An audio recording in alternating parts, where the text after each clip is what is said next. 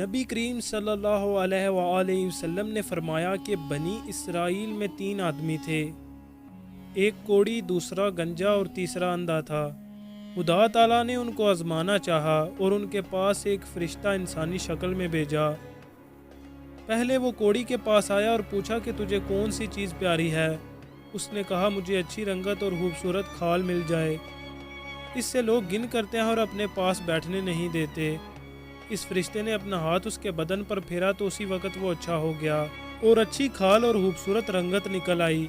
دوبارہ پوچھا تجھے کون سے مال سے زیادہ محبت ہے؟ اس نے کہا اونٹ۔ پس اس نے ایک گابن اونٹنی اس کو دے دی اور کہا اللہ اس میں برکت دے۔ اس کے بعد وہ فرشتہ گنجے کے پاس آیا اور پوچھا تجھ کو کون سی چیز پیاری ہے؟ اس نے کہا میرے بال اچھے نکل آئیں اور یہ بلا مجھ سے جاتی رہے جس سے لوگ نفرت کرتے ہیں۔ فرشتے نے اپنا ہاتھ اس کے سر پر پھیرا، وہ فوراً اچھا ہو گیا اور اچھے بال نکل آئے۔ دوبارہ پوچھا تجھ کو کون سا مال پسند ہے؟ اس نے کہا گائے۔ بس اس کو ایک گابن گائے دے دی اور کہا اللہ تعالیٰ اس میں برکت بخشے۔ اس کے بعد وہ پھر اندھے کے پاس آیا اور پوچھا تجھ کو کیا چیز چاہیے؟ اس اندھے نے کہا اللہ تعالیٰ میری نگاہ درست کر دے۔ اس فرشتے نے اس کی آنکھوں پر ہاتھ پھیر دیا اور وہ اچھا ہو گیا اور پوچھا کہ تجھ کو کون سا مال پسند ہے؟ اس نے کہا بکری۔ پس اس کو ایک گابن بکری دے دی گئی۔ تینوں کے جانوروں نے بچے دیا گیا۔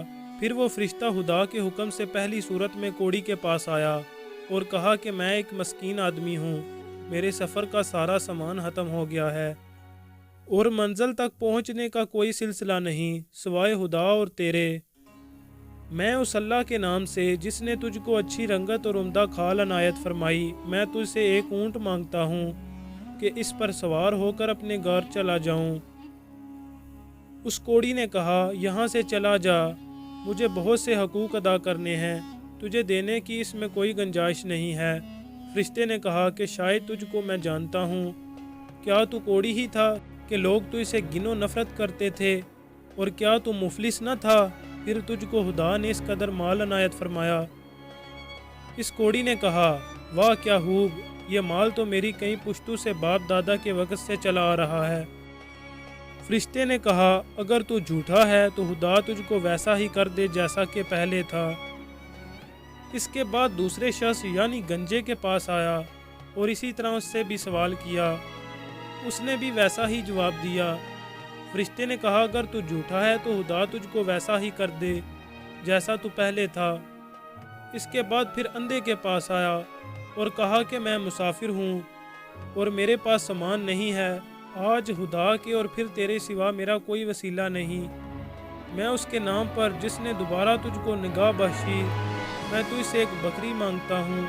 اس نے کہا بے شک میں اندھا تھا، خدا تعالیٰ نے محض اپنی رحمت سے مجھ کو نگاہ بخشی، جتنا تیرا دل چاہتا ہے لے جا اور جتنا چاہے چھوڑ جا، خدا کی قسم میں کسی چیز سے تجھ کو نہیں روکوں گا۔